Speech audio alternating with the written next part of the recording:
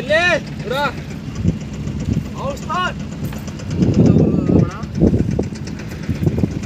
500 mm का सरिया काट। अच्छा उसकी हल बना अच्छा। है और उसे फिर काट के फिर मेरे पास लेगा। तुम्हारा मुंह तो आइए जल्दी कर पकड़ दे। और सही तरह कर लिए। सवरे तू ना कर जा। जरूर पूछेंगे यार एक बार। चल नाप लू काट लू पहले। चले ला रहा उस्ताद।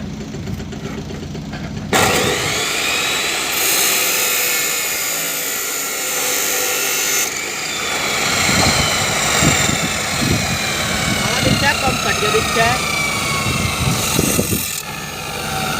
चल देखो वाले लग रहा दिखता ढंग पिटने वाले काम करते दिन में।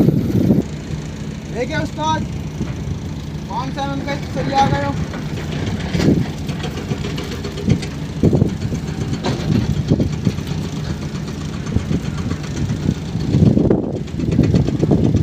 दो महीने हो लिए तेरे अपने इंची अपनी माँ बनाया था हैं?